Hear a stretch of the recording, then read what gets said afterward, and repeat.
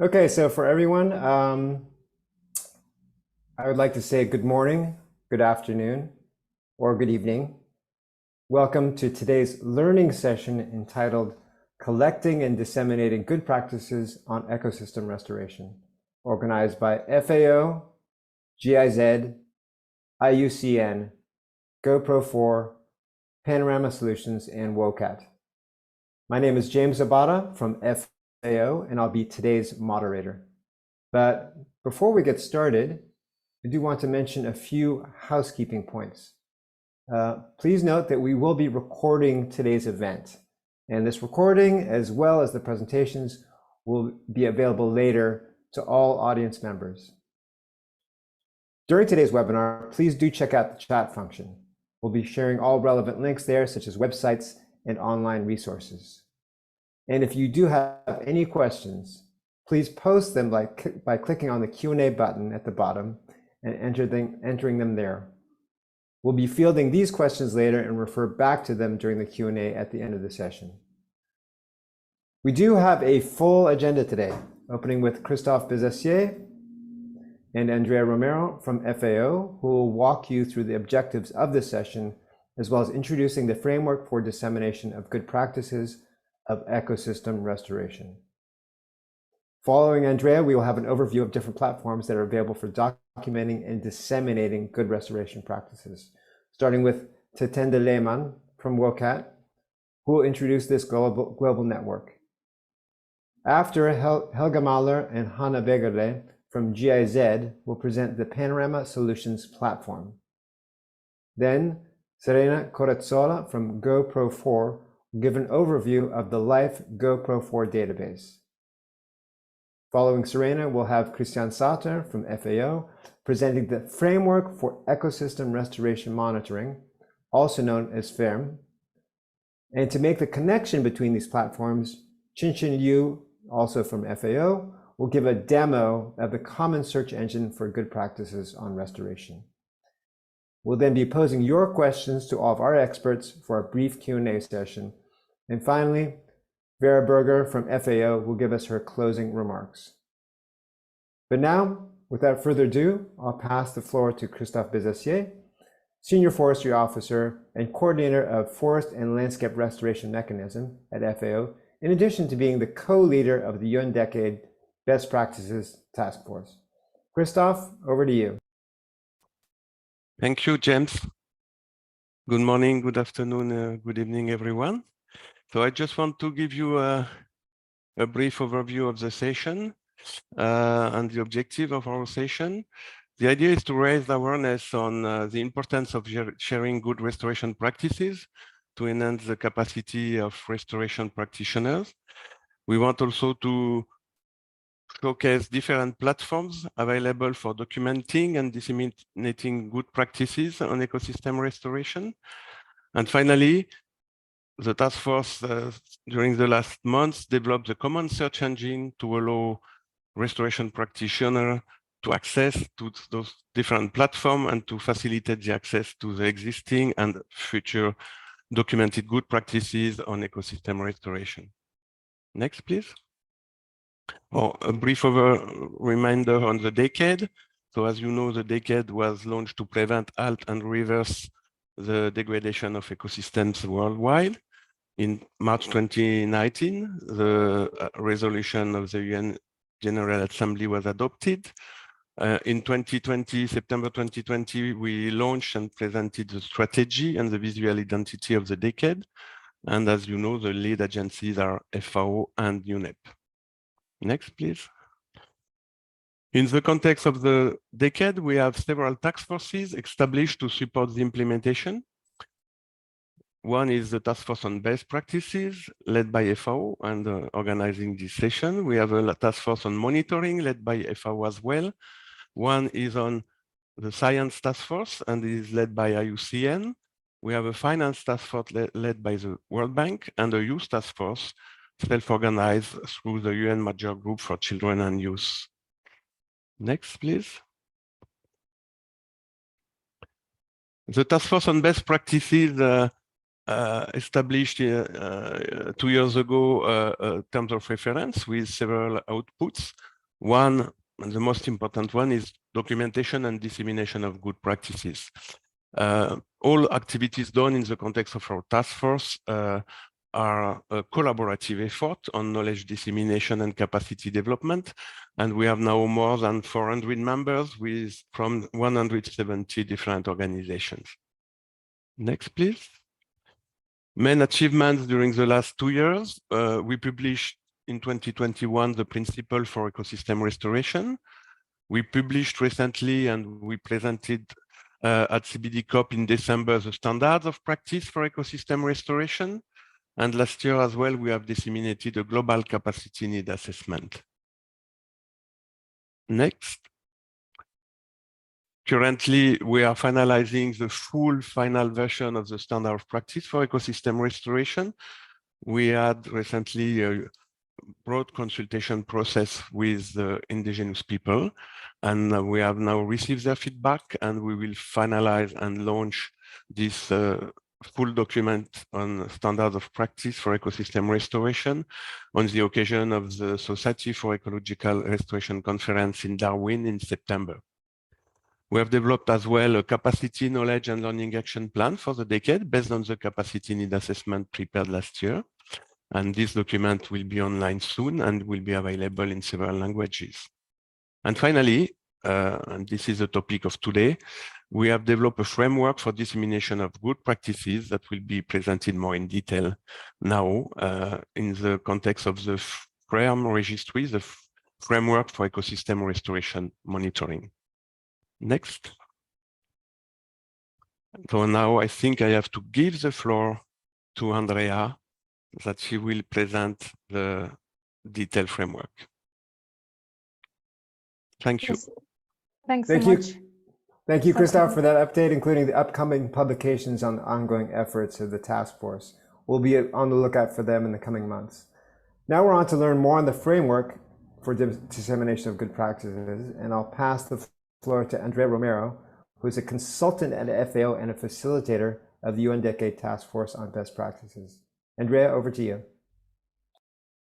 Thanks so much, Christophe and James. I'm very pleased to be here. Good morning, good afternoon, good evening, everybody. I'm pleased to be here to provide you with an overview and introduction of this framework for a collection and dissemination of good practices during the decade as one of the key products or an ongoing efforts of the Task Force on Best Practices. So I would like to start by highlighting that this framework has been integrated into the FERM platform. If, in case you are not familiar with the FERM platform, the FERM is the framework for ecosystem restoration monitoring that was established to track global progress and disseminate good practices for the UN Decade on Ecosystem Restoration, and to report areas under restoration for the Montreal Global Biodiversity Framework Target 2. So this platform, this framework for ecosystem restoration monitoring has several functionalities. I will provide you with an overview of them. The first one, this framework allows users to register restoration initiatives and document their derived good practices.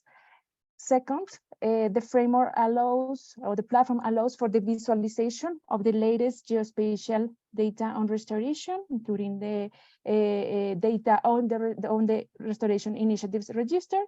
And third, there is a new functionality that will be launched soon, that allows users to search for good practices collected by different collaborating platforms.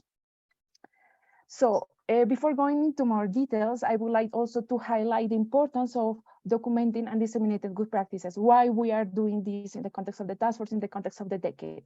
There are several reasons for this, but some of the most important ones that we have identified in the context of the task force is first, to foster mutual learning and knowledge sharing among restoration practitioners, to enable them to replicate and adapt good practices to other situations with similar goals, and importantly, to avoid repeating mistakes, which will end up enhancing the capacities to implement and sustain effective restoration efforts across all sectors, ecosystems, and regions. Also, so that we have a shared vision, it's important to present the definition of what is a good practice for ecosystem restoration. Here we are presenting the definition that we have been discussing and agree with the members of the Task Force on Best Practices, and we have defined a good practice as an evidence-based approach, technique, or technology that contributes to achieve one or more objectives of a given restoration initiative, maximizing benefits for nature and people across different contexts. A good practice is usually a component of a restoration initiative that has been applied, tested, and replicated in different contexts, and therefore can be easily transferred and adapted to other initiatives with similar goals. So what we are trying to do in the context of this framework of dissemination of good practices is to foster collaboration among platforms that already disseminate good practices. We want to build on existing efforts of several platforms that have been already documenting and disseminating knowledge and good practices relevant and useful for ecosystem restoration. So for the moment, we are collaborating. This collaboration is happening across 4 platforms: WOCAT, Panorama Solutions, GoProFor, and FERM, the Framework for Ecosystem Restoration Monitoring. During this learning session, you will receive a detailed presentation of each of these platforms on their main functionalities and how to document and disseminate good practices in each of the platforms. But here I just want to provide you with an overview and an introduction of them. So WOCAT is a platform that documents sustainable land management approaches and technologies. Panorama documents solutions and building blocks or replicable building blocks from these solutions. GoProFor documents good practices derived from LIFE projects. And as I mentioned, the Framework for Ecosystem Restoration Monitoring allows for the documentation of good practices from the restoration initiatives previously registered. Most of these platforms are open for the public for documentation of good practices. All of them for sure allow for the consultation and dissemination, because that's the main objective of the knowledge of the good practices documented. Most of them work or cover all types of ecosystems and regions. And here the only particular case is GoProFor, because GoProFor is focused only or mainly on forests in Europe, and is not open for the public. It's a closed platform that documents good practices only for live projects, as I mentioned. So to link and to connect all this knowledge that has been collected by all these 4 platforms, we have developed a common search engine that is also one of the functionalities of the FERM platform that will be presented during this session more in details. Here is just an overview. We are developing this common search engine to link all the practices from these 4 platforms through some filters and open search that then you will receive more details about this and how to use this, and how to facilitate access to this knowledge through this common search engine. So with this, I give the floor to the presentations of the platforms. I give the floor to James, and thanks so much for your attention.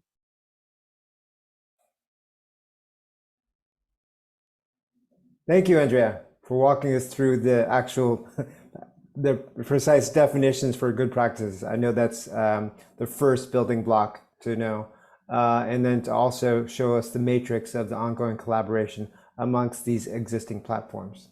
And speaking of platforms, we now will pass the floor to Tatenda Lemann, Senior Research Scientist at the Center for Development and Environment, CDE, at the University of Bern in Switzerland, who will present WOCAT, the Global Network on Sustainable Land Management. Tatenda, over to you. Thank you very much, James, and thank you very much, Andrea, Cristiane, and Christophe, and of course the whole team for your efforts to bring us all together here by linking all these databases and pulling in one string for land restoration. And also a warm welcome to everybody from my side.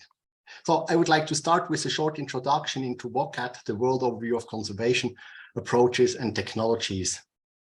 Yes, WOCAT is more than just a database. It is actually a global network of specialists working in the field of sustainable land management that was established over 30 years ago, right after the Rio conference in 1992. Today, it is formalized and defined by a framework agreement with 7 consortium partners, which you can see listed here on the right. So in the past 3 years now, we have developed a new strategy and actually organized our structure that consortium partners and institutional members will now play a more active role in the steering and operational activities. So actually all institutions working in the field of sustainable land management are welcome to become a member of the WOCAT network. So, and additionally, now we're establishing 6 WOCAT regional clusters to enhance the regional capacities and to strengthen the South-South collaboration, what is key for us. So, and maybe important to mention here as well is that over the last years, WOCAT growth and ongoing improvement culminated finally in being officially recognized by the UNCCD as the primary recommended database for sustainable land management best practice. Meaning UNCCD parties can use the WOCAT database to directly report their best practices towards the UNCCD. Good, but let's get back to our mission. And the next slide, please. Support innovative and decision-making in sustainable land management by the following 4 pillars. So first, next slide, or click, yes, thanks. Maintaining a global, open, sustainable land management network with many engaged individuals and institutions that I just mentioned nowadays from more than 60 countries worldwide. Then second, why we are here today, the open access global sustainable land management database, which contains a series of standardized tools and methods for knowledge management, decision support in sustainable land management and land degradation. So weekly, we get new documented practices into the database, and this being used by stakeholders around the globe. The third pillar, I briefly mentioned before, is that WOCAT is supporting projects at the institutions to build their capacities and assessment of land degradation and evaluation of potential sustainable land management solution. So WOCAT is thereby responding to the requests and demands from countries, institutions, and projects who would like to receive support in the application of WOCAT tools and methods. And finally, pillar 4, where we are harmonizing and further developing tools and methods, and in other words, also what we are doing here today. I mean, we all know it's incredible how many new databases and tools pop up around the globe and then disappear again after the project ends. So yeah, thanks for being here, and let's work on linking tools and platforms to not reinvent the wheel again and again, and to make the life for users easier in the jungle of tools, frameworks, and methods.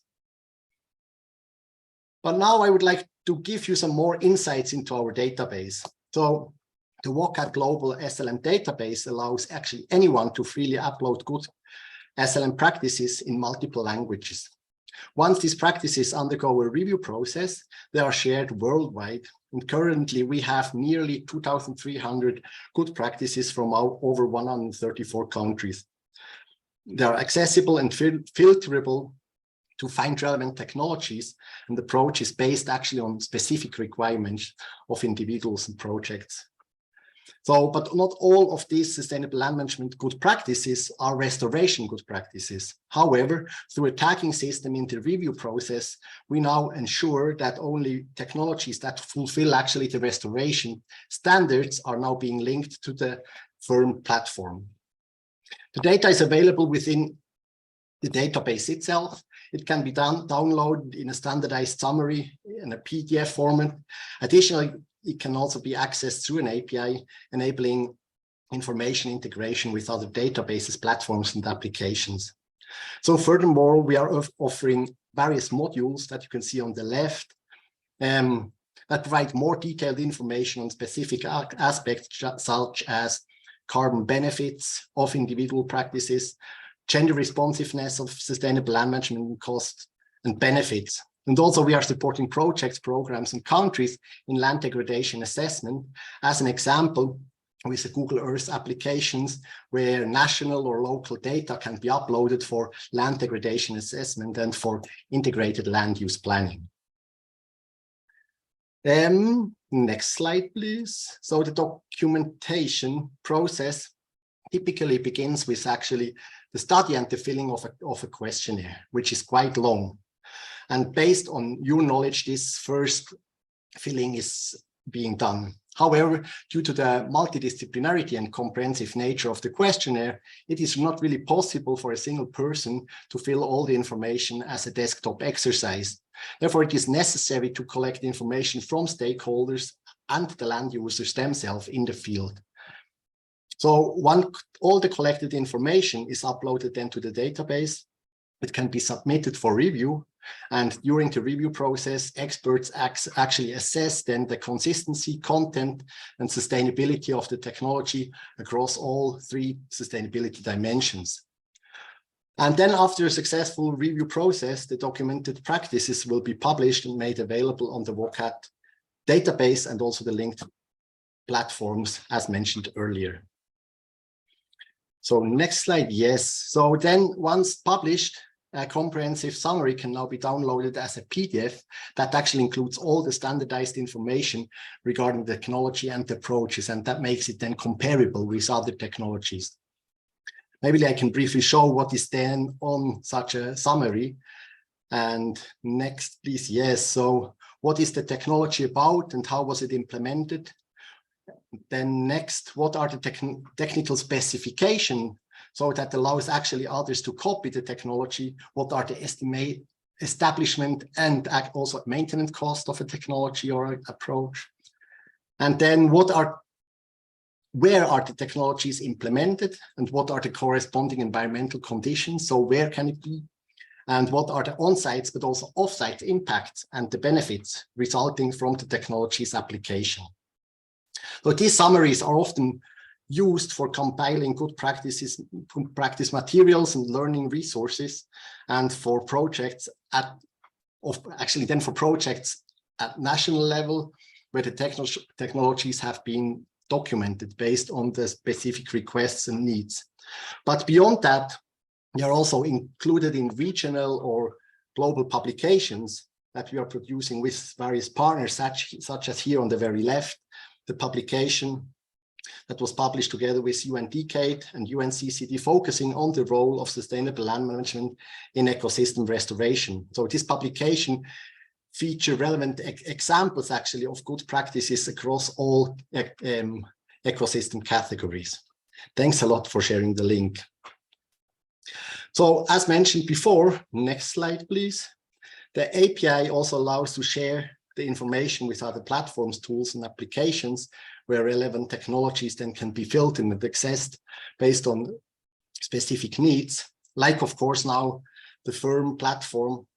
However, now due to time constraints, I won't go into further details of all the individual linkages, but they are listed here, and you feel free to visit our platform where you can find all information. Maybe the next slide.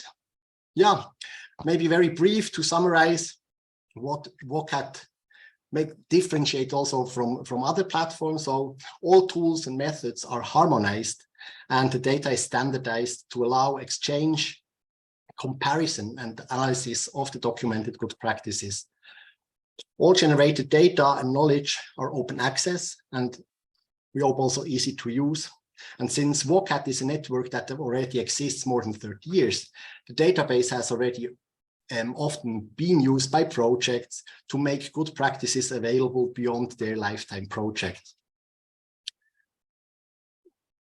So data and knowledge are being prepared for different audiences and integrated at different levels, what you have briefly seen before. And of course, we want to learn from them who have done it and also acknowledge their identities and their ownership of their knowledge. So you can always find who documented something and to get additional information. Yeah, and those principles allow us now to link WOCAT to the FERM platform and to foster together knowledge and exchange and enhance the skills of restoration practitioners worldwide. With that, I think, thank you very much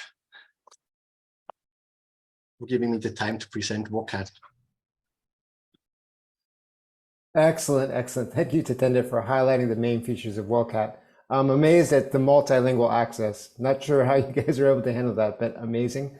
And also the depth and the breadth of the field-tested sustainable land management practices. Now we're on to the next presentation with Helga Mahler, coordinator of the Joint Panorama Partnership Management Unit with GIZ, and Hanna Weggerle, advisor for forest landscape restoration, also at GIZ, who will present how Panorama has created a cross-sectoral and global learning and exchange network. But before we get into their presentation, we would like to show you a brief video on Panorama, partnership promoting solutions for a healthy planet. Let's go to the video first, and then over to you, Helga. Thank you. Thank you. Enjoy.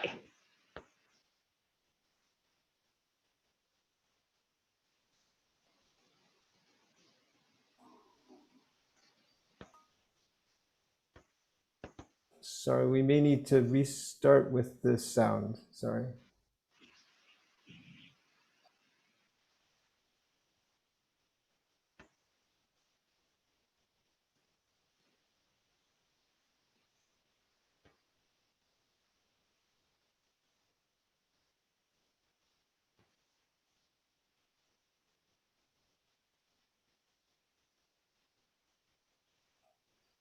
Let's see. And Andrea, maybe if you could stop sharing, and then Cristiane could start sharing hers. There you go.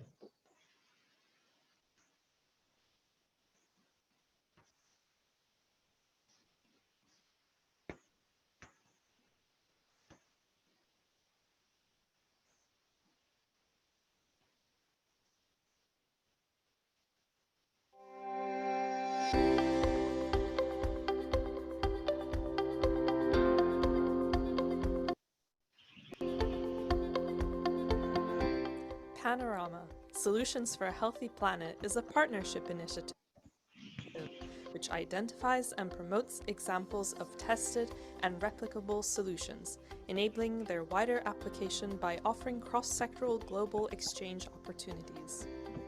Panorama currently includes more than 1,186 solutions from more than 861 solution providers in over 180 countries. How does Panorama work? Let's hear from the field. Our blue solution is Chumbe Island Coral Park in Zanzibar, Tanzania. Chumbe is located off the southwest coast of Zanzibar and is the first financially self-sustaining marine protected area in the world. We established more than 20 years ago with a very novel concept of developing ecotourism on the island as a not-for-profit business approach to generate all the financing necessary to run a marine protected area. Our blue solution is climate change mitigation. And, this is a community-based initiative in Kenya. Our main activity is to conserve the mangrove ecosystem, which has been integrated for quite a long period of time. Through the conserving, community can earn incentive from this conservation that they are doing. And this has been one of the successful blue solution activities or project in Kenya. There are so many other countries that they want to replicate the same, and they refer Coco Pamoja as their pilot project. Panorama mobilizes the involvement of an increasing number of organizations at present, including GIZ, IUCN, UNDP, UNEP, RARE, Grid Arendal, ICROM, ICOMOS, IFOAM Organics International, Octo Communications, EcoHealth Alliance, and the World Bank, in support of collating and analyzing solutions drawn from proven case studies. Panorama is organized into 11 communities: restoration, species conservation, One Health, conservation areas, blue, ecosystem-based adaptation, or EBA, agriculture and biodiversity, business engagement, cities, mitigation, and nature culture. Panorama contributes to achieving the Sustainable Development Goals, the post-2020 Global Biodiversity Framework, and the Climate Change Adaptation and Mitigation Goals as defined under the UN Framework Convention on Climate Change and the Paris Agreement.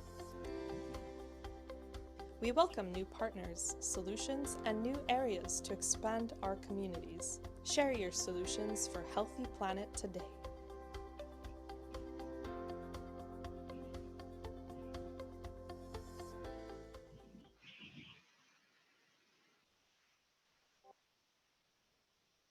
Thank you. Thank you for sharing the video. I'm very happy to be able to present here today and that you are listening. As you have seen, Panorama is a network of different partners. And you have seen also some numbers in the video, which are amazingly growing. We are a network of 12 partners for the moment, and we have 12 communities from different sectors. The new one which is on board is climate mitigation.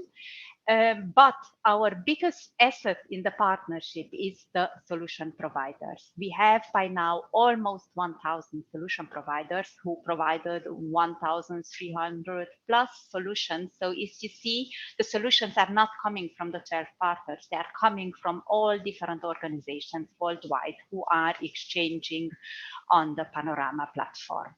Next slide, please. Why are the solution providers exchanging on the platform? It is all about qualitative knowledge management in support of all the rest of knowledge management. Knowledge management has many different pillars, and Panorama is in charge of sharing the case studies that work.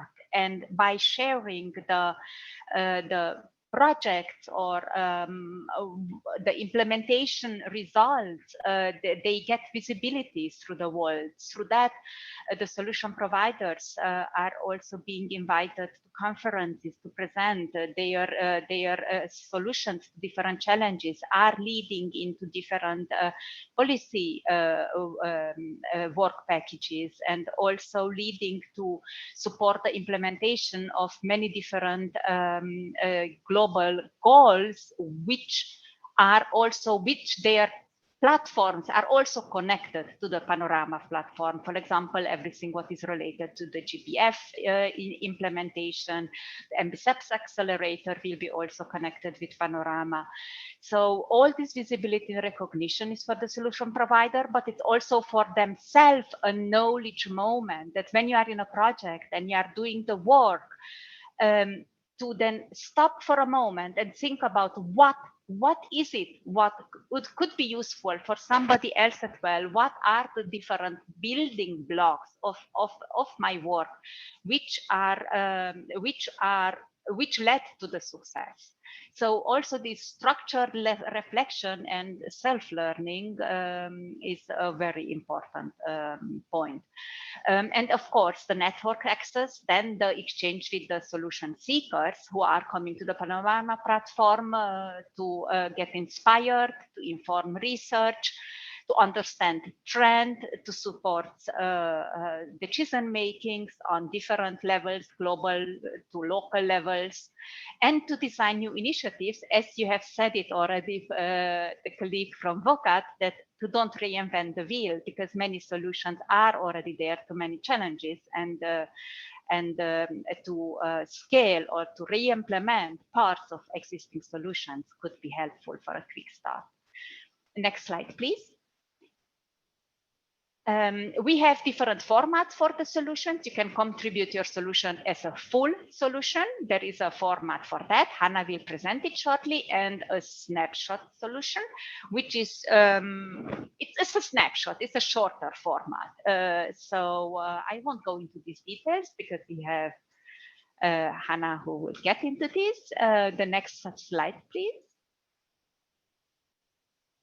There is this slide is showing from where our solution providers are coming, and as you see, they are coming from over 120 countries of the world, and our visitors to the platform, they are coming from almost all countries from the world, and we have every year several 100,000 of visitors. And what we are also working on right now, because you see this map, it's a pretty simple map. We are reviewing our map, we are reviewing our web platform to make it also more feasible to implement it, to attach it to other platforms. So as you also said, to don't reinvent the wheel in order that we can exchange better knowledge. and capacity building can be better implemented. So I will hand over to Hannah at this point. And thank you, everybody. Thank you so much, Helga, for giving us a first introduction. And you have heard in the beginning in the video that Panorama holds several communities on different topics. And in our context, of course, the most relevant community is the one on ecosystem restoration. But now, what are requirements for published solutions and which topics are we discussing in our community? A solution is always a specific aspect of your work or a work process that was done to solve a particular challenge. So a solution should be two things. It should be specific enough to provide meaning to others, and it should be general enough to allow others to be inspired.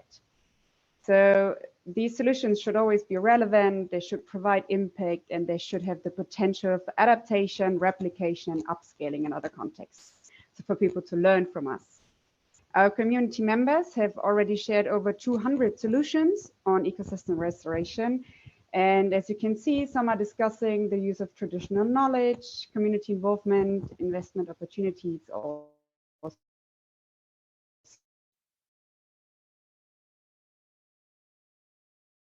production, for example. We are inclusive to all types of rainforest, drylands, and more. And now for the next slide, let me show you what a full solution actually looks like on the Panorama platform and how it's structured. So this solution is called Forests for Life Movements, restoring forests through stakeholder engagement and empowerment using native trees.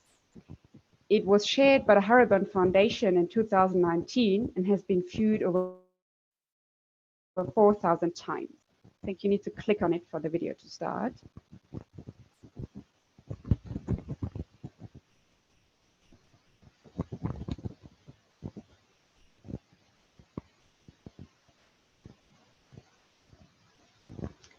Let me just continue, and I hope the video will follow me. So the solution on Panorama, they always start with a summary, a few classifications also to improve your search results, and the location. And there we also discuss challenges and the beneficiaries of our solutions. The Panorama solutioning approach allows you to analyze and break down your work using so-called building blocks.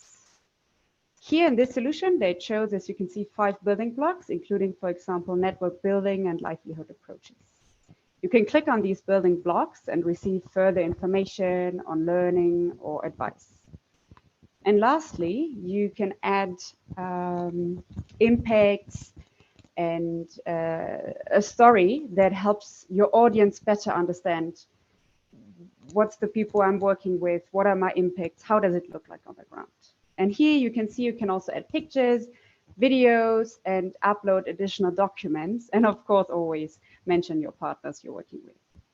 And as you can see in this, Panorama pays attention to keeping balance between in-detail information, because we want to get out all the knowledge, but also visualization, because for us it's important to get you from out there to where the solutions are happening for you to better understand. Next slide. Another question always is, why join? Well, I think because for us, it's like for most musicians or artists, we need a stage and we need an audience. And Panorama, in this case, can be your stage, and it provides an audience for your work.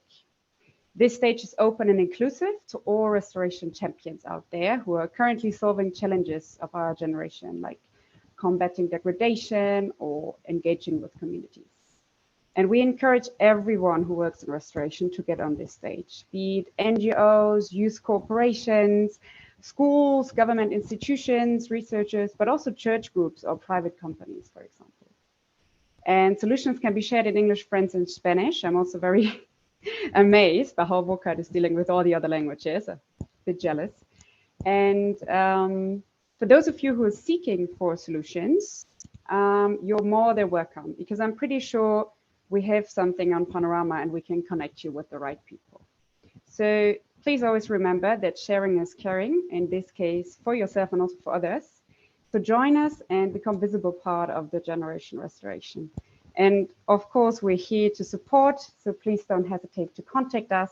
We are really happy to get you on board. Thank you very much so far from us.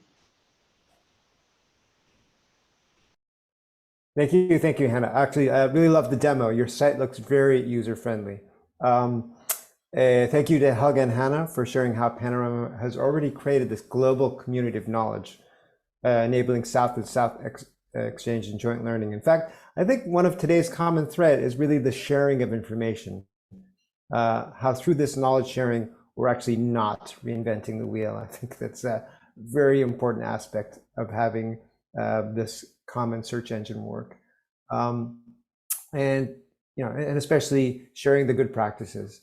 And speaking of in-depth good practices, the next up we have Serena Corezzola of DREAM Italia, who will show us how GoProFor has compiled a database of forest-related good practices. Serena, over to you. So welcome everyone. I'm really glad to be here and to present this database that comes from this project LIFE GoProFor, and it concerns forest-related good practices. Next, please. So this database derived from the experience of this project, that is a European project funded under the LIFE program. And the heart of this project is the conservation, the integration between conservation of forests and their management. So this project start with the aim of giving some solution to some critical aspect, to contribute at least in part to this critical aspect that are seen at the Italian level, but which are quite common to different degrees in many European countries. So, for example, there is the lack of examples of good practices, of models of intervention to integrate forest conservation and forest management. And when experiences are available, they are not always exploited well. And on the other side, there is a conflict between, let's say, these two worlds of the one that conserve forest and the one that manage forest that should have the same aim, but sometimes due to bad communication, they didn't go along together. And also there are poor training initiatives and that make them confront each other. Next, please. So the database is one of the activity of this project, and its aim was to capitalize on the long decades of experience of the LIFE program. There are many projects that deal with forest and show solution and results. And so our aim was to gather every of this kind of information, make them available, easily accessible, easy to find, and also well described in order to favor their replication and transfer. In 30 years of the LIFE program, there are like 1,000 projects that have dealt with forest on many of their aspects, like improving forest structure, improving their suitability for protected species, or helping their restoration. So really a good treasure to be exploited. Next, please. So to date, in this database, you can find 273 good practices that comes from 140 LIFE projects, and they are spread around 22 European countries. And all the good practices concern the forest domain, and they are addressing many issues that can be gathered in like 5 macro themes, like forest conservation, biodiversity conservation, or forest habitat restoration, or maintaining the control of invasive alien species, the impact of the climate changes, and the sector of the forest planning, management, and governance. So among these good practices, 120 are concerning forest habitat restoration, and they are linked to the FERM Registry. Next, please. So you can find every good practices in English, but lots of practices are also described in Italian, as the coordinating beneficiary was an Italian entities. And the database can be queried in 5 languages. From the home page, you can find useful information on what is a good practices from the LIFE GoProFor point of view, how to consult the database, and then information about the process of the project selection and the good practices description. Go on, please. So the project selection and the description of the good practices was done by the LIFE GoProFor staff because it was part of the activity, was activity part of this project. So we actively search for all technical documents of all the LIFE project related to forest, and we analyze documents and we insert and describe good practices in the database. And whenever possible, we also contact people that have worked on that project, even if it was not always effective, because when we are talking about old project, it's really difficult to get in touch with people that have worked on them. And also the evaluation of good practices was done by the project staff and was based on what we could found in the technical documents, based so on monitoring results. So good practices can be classified in 3 ways, like validated. So we have found quantified and demonstrated results. There are other good practices that are awaiting validation because they have been recently implemented. And we know that forest is a system that sometimes needs here to show the effect of some action. And there are some practices that was inserted in the database as well, even if we didn't find any information about monitoring or results of their application.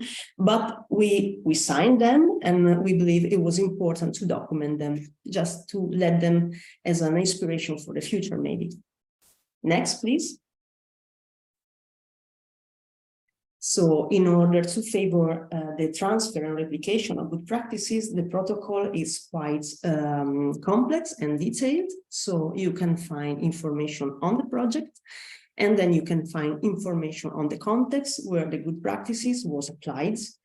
And then you go into detail of the description of the good practices with all the information related to its target forest species or target forest habitat, or its aim, of course, and the challenges that you want to overcome, and all the information found about cost, staff, materials needed, and so on. Then you can find results in form of indicators, monitoring results, or impact that the good practices have made, and also some pros and cons that have emerged during the application of these good practices. Then we give information if the good practices has already been replicated somewhere else, and also of the quality and completeness of the documents where the description of the good practices was based. And most important is also that we attach also all the technical document available. And this is an important function of our database because it keeps alive a document that sometimes get lost when a project ends, and it ends since a long time. Next, please. So when you enter the database, you can see the practices displayed as a point on a map or as a list. So you can choose which way you want to see them. And also you can search for them with the advanced search. Next, please. So you can use lots of different keywords or also insert free text search. But the most important is that this database is free, and so anyone can navigate and see everything. Just to download the results of your research or good practices or document, you just need to create your own account, but it's for free. It's just a way for us just to monitor the use of the database. Next, please.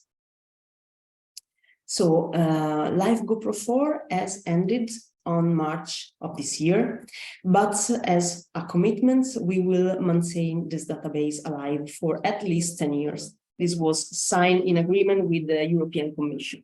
So for the next years, we will keep on actively search for LIFE project that dealt with forest. Time by time that they go through an end, we will contact them and analyze and insert new good practices. At this moment, we don't have any form, let's say, to submit automatically good practices. So it functions like just contacting us with an email, but as long as this project has finished, but we are carrying out new projects, we have resources to implement a bit more this database. So for the future, we will be able to collect not only LIFE projects, but also other projects.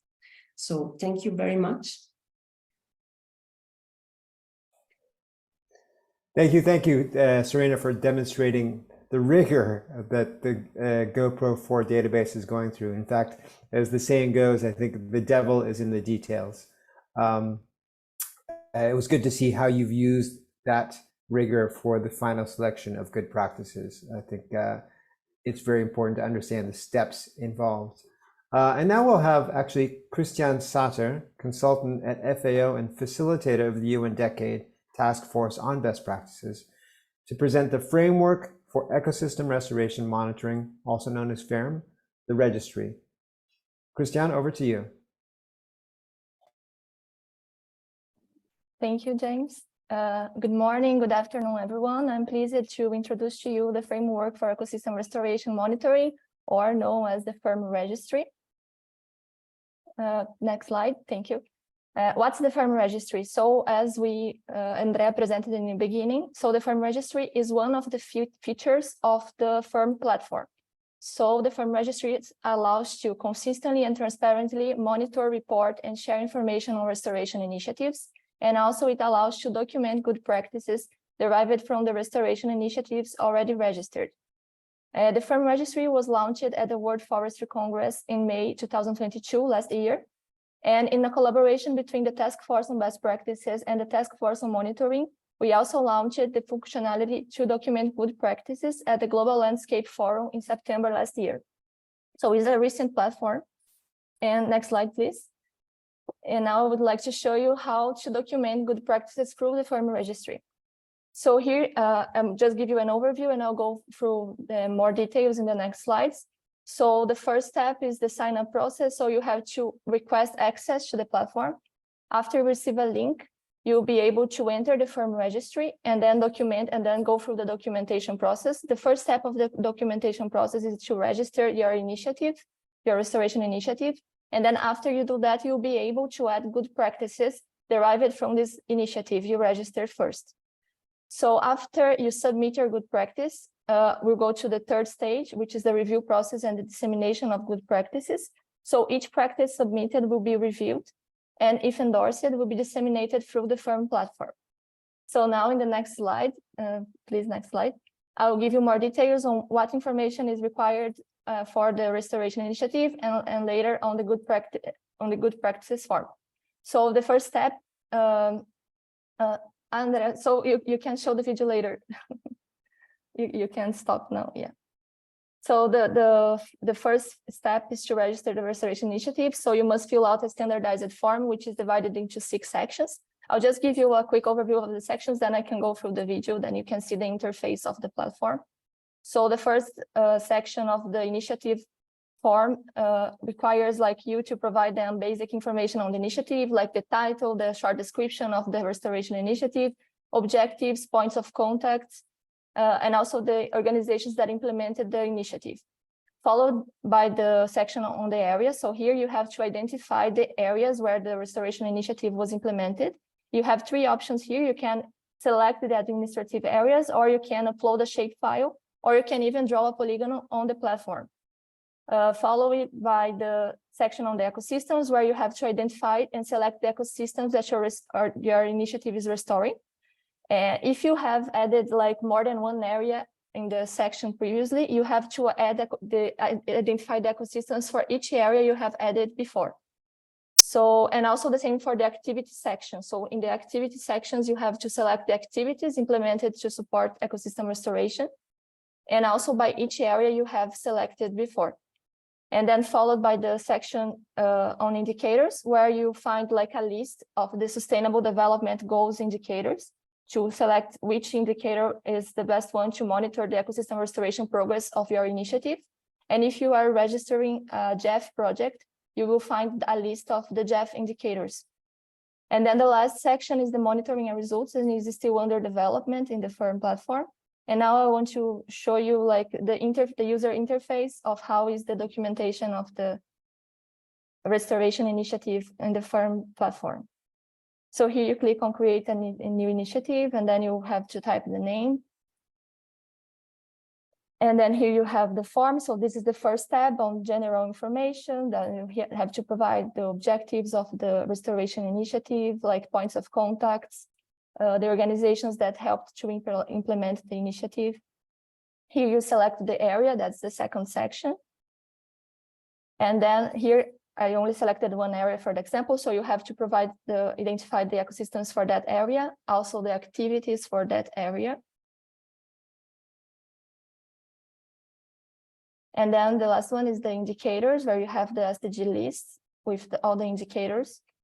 And then you select the one that fits. And here, after you save and exit, you will see the restoration already registered in the FERM registry. And now you see that now it's open to add a new good practice. So next slide, please. So that's the second step of documenting a good practice. So now you can document your good practice after registering an initiative. So here you also must fill out a form, which is divided into 5 sections. The first section is on objectives and context. So here you have to provide information on the practice, like the objectives of the practice, the area that the practice was implemented, context about the practice, and the drivers of degradation that were addressed by the practice. And here, just to let you know, so if you already, as you already registered the initiative and you already selected areas and the ecosystems and also the activities in the registration of the initiative form, here you don't have to select it again. So the information is inherited. So you can already find the area that you previously selected in the initiative form.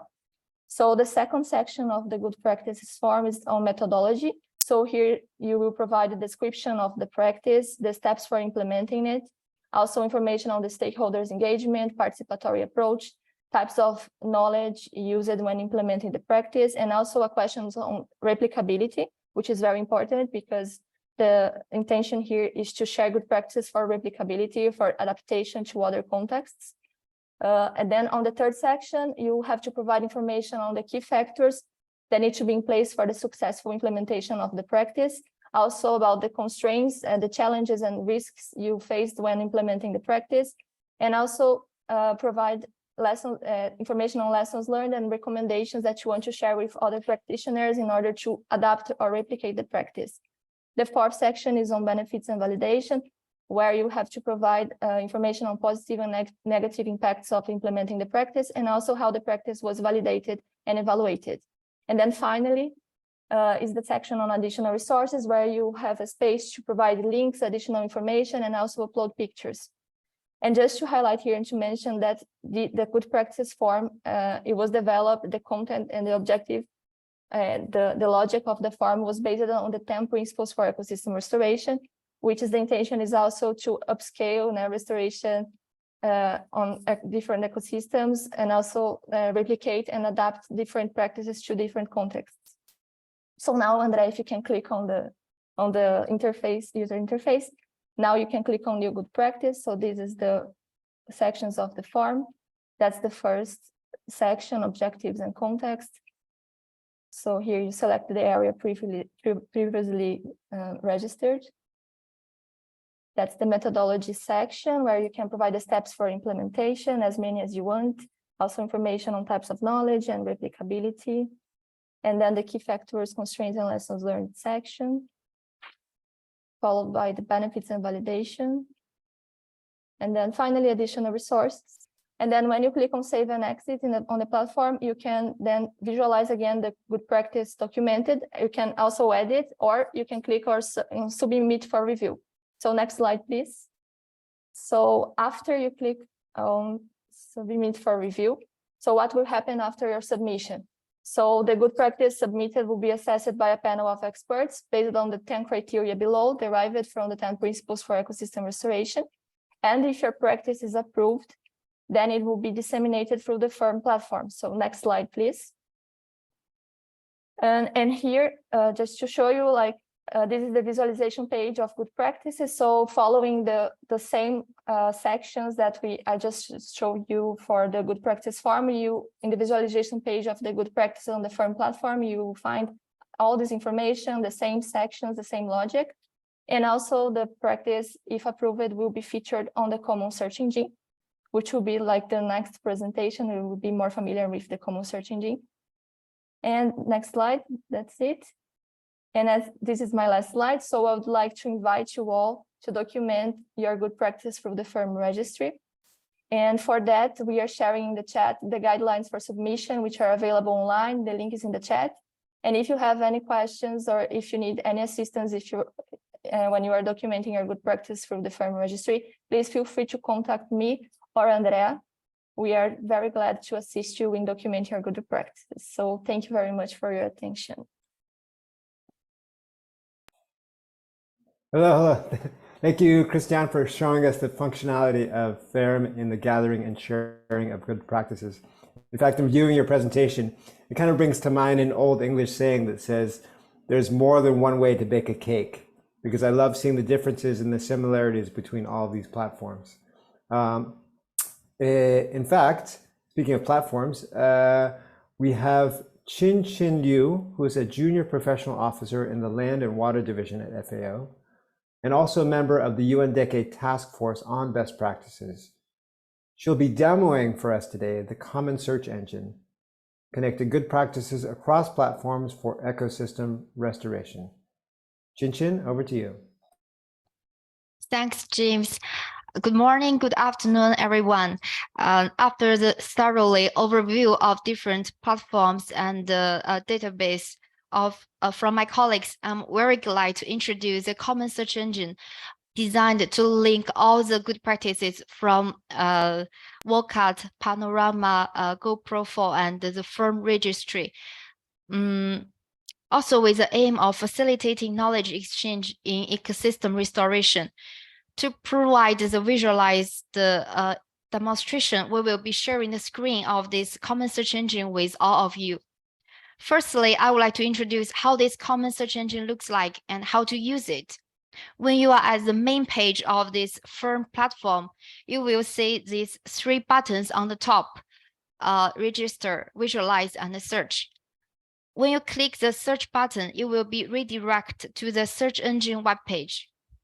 On the top, there is an open blank search bar where you can put the keywords of the good practices you are looking for.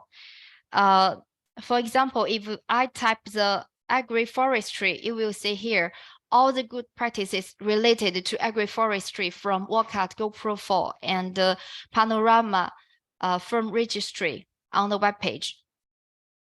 After the apart from this general search, on the left side, you can see we have 4 different filters, include degradation, drivers, ecosystem, region, and country.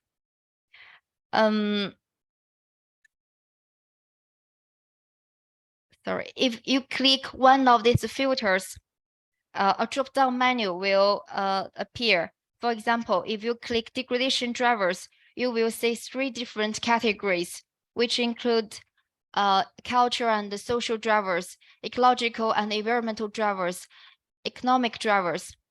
For instance, if you click ecological and environmental, you can find the practices related to agroforestry, as well as addressing ecological and environmental degradation drivers.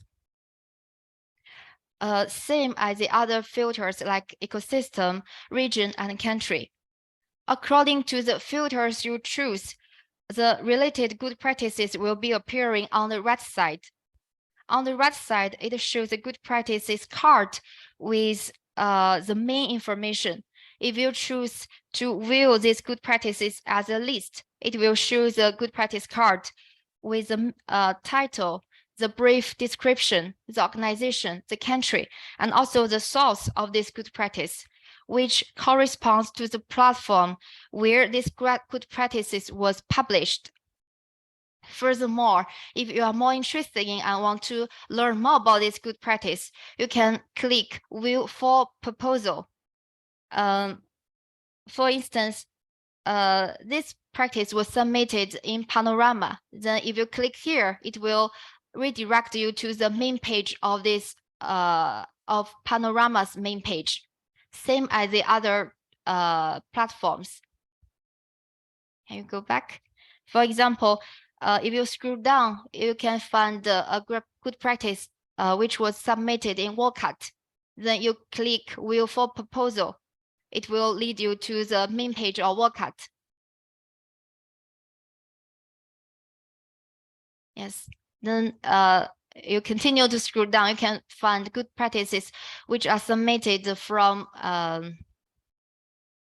let's see, GoProFor.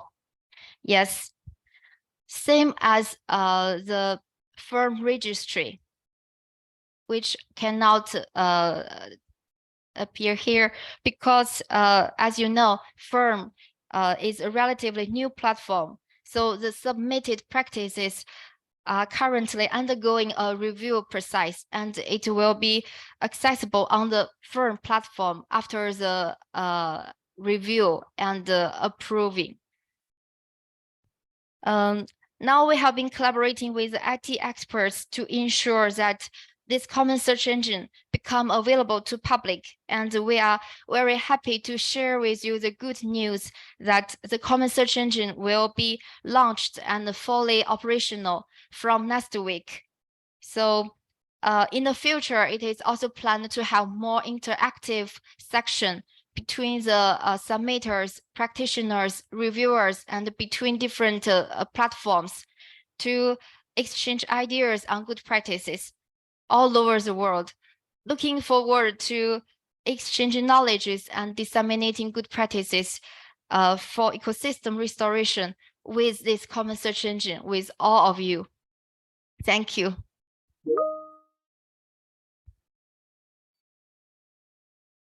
Thank you, Qingqing, for that dynamic demonstration. It was really great to see how we can access a centralized resource for consulting good practices on ecosystem restoration.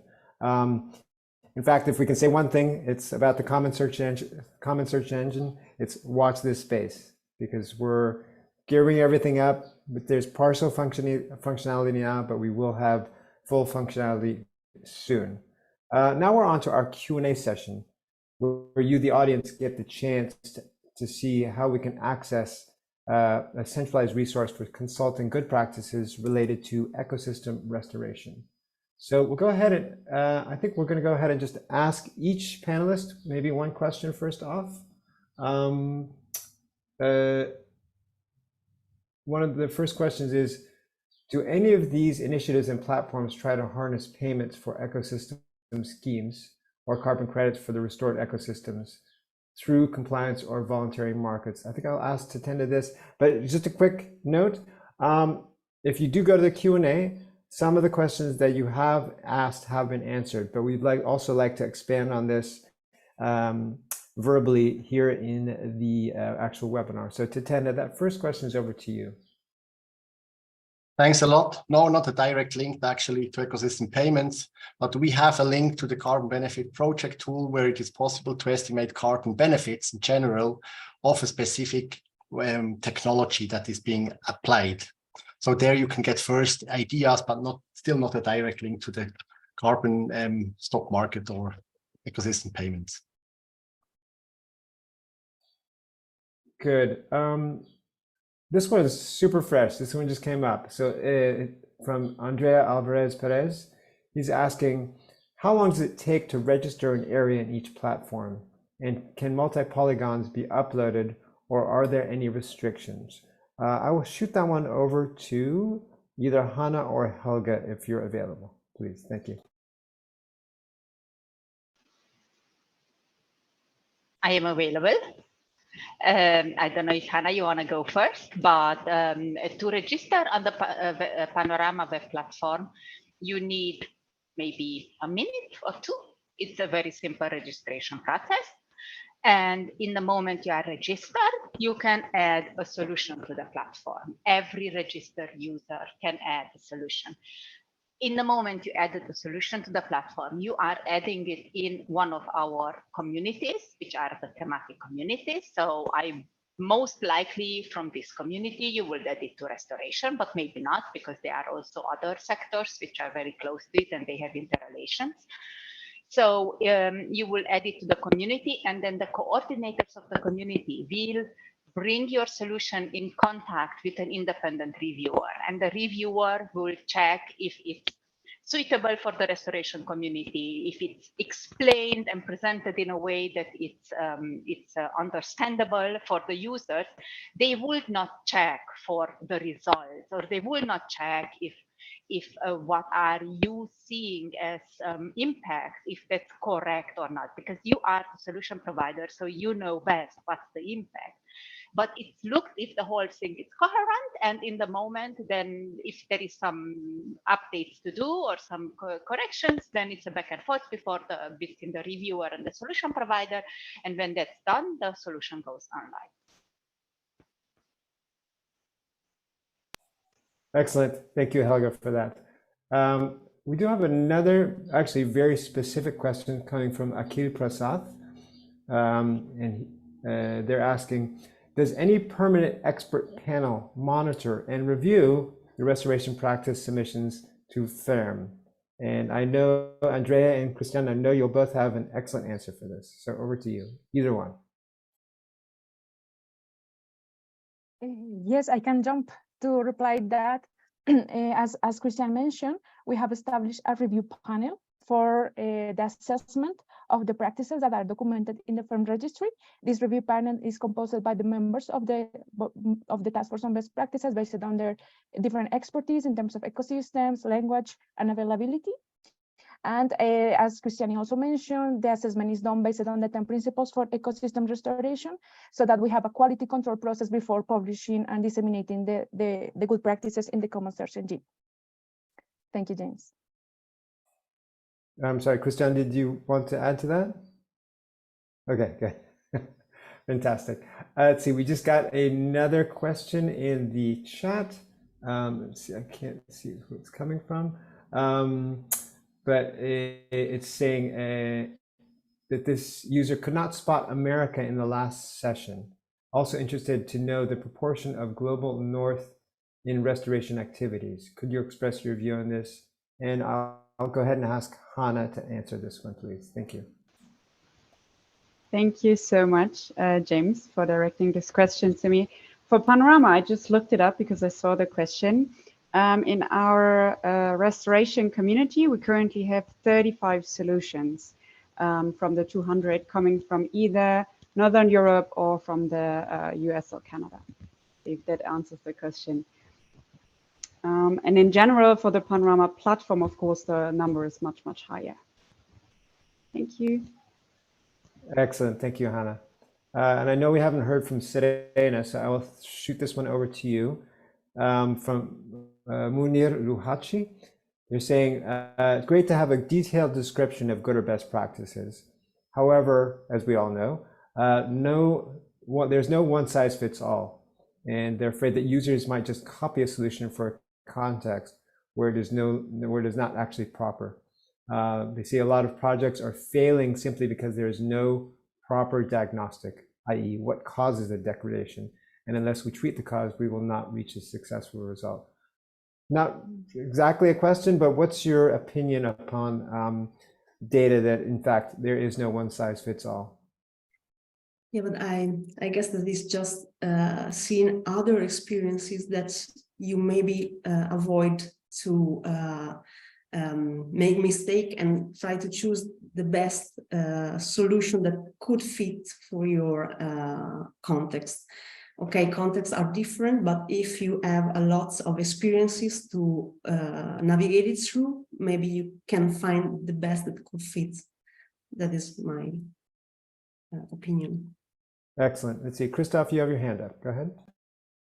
Yeah, maybe to complement the answer, we are not documenting good practices to allow restoration practitioners just to copy and paste. We are documenting good practices to allow restoration practitioners to think, to have a broader vision of the available knowledge, to decide what is the most relevant for the landscape. But they always have to adapt what they will learn from the platform, from the given good practices to their local situation. So it's not just something that need to be copy and paste, and that all restoration practitioners know that. But if you have access to more information, if you have a broader vision of what is feasible in terms of techniques, you have more solution in your hands, and then you can think and decide what you want to test and what you want to do. This is the principle of our platforms. Actually, I'll throw that one right back to you, Christophe. How does that apply, in fact, to the upcoming publication that we're going to be seeing on standards of practice? I know that it's still in the works and not quite ready to be published, but can you explain to us sort of the recent developments that are happening that are actually going to be included in that publication? Yeah, in addition to the access to multiple good practices in the different platforms that could be a source of inspiration, the task force on best practices, based on the principle, try to document on a more systematic way for the different phases of a given restoration initiative, planning, implementation, monitoring, maintenance, to propose good practices, okay? To propose what are the good steps to follow for the different phases of a restoration process. Building on experience, building on several guidelines and standards already available in different ecosystems, we are trying to give a shared and common vision to the restoration practitioner with advice. And those standards of practice will be published in Darwin. And based on those standards, we will try to develop in 2024 a decision-making tool or an app that will allow restoration practitioners to measure how aligned they are with those standards that are recommended. It's not a prescriptive document. It's recommendations to follow. And the app will help restoration practitioners also to see how far they are in their own restoration initiative of this ideal that we will propose for as a vision and as standard for the UN decade. Perfect. Thank you, Christophe. Thanks to everyone for all these amazing questions. I think it's been great so far. However, we are running very close on time, so I think we're going to go ahead and move over to Vera Boerger, who is our Senior Land and Water Officer at FAO, and also co-leader of the UNDECE Task Force on Best Practices. Vera will be giving us our final thoughts on today's session. So Vera, over to you. Thank you so much, James. And thank you also very much to Tatenda, Hanna, Helga, Serena, Cristiane, and Qingqing for sharing and showing us the different ways these platforms are working and how to use a common search engine. Now, actually, the aim of today's event was to increase awareness about all these platforms and how to use them. And also, I think we saw very clearly that there are many good practices available in the air, or perhaps we can say in the jungle of tools, as Tatenda mentioned it. There are many solutions available, and also the different platforms use different protocols for collection of the good practices and also for the quality control, and that they cover different regions and they cover different topics. Some are more complex and some are less complex. So I think it is good to have an overview of the different platforms that exist, and to know that there is also a common engine that can guide you to the different platforms to find what you're looking for. And also to know that depending on what kind of a good practice you want to share, there are different places where you can put them in, different platforms where you can share them according to your capacity, your interests, and knowledge. So I think it's very good to know that this common search engine will facilitate to find those good practices on ecosystem restoration, and also to give you more space for registering using whatever platform is more convenient for you. I think I would like to encourage you. I think the idea was not to see that we don't want to duplicate information, that we can use them in different platforms, but still find them using one engine, one search engine, and facilitate that these good practices are available for anybody according to how you look for it.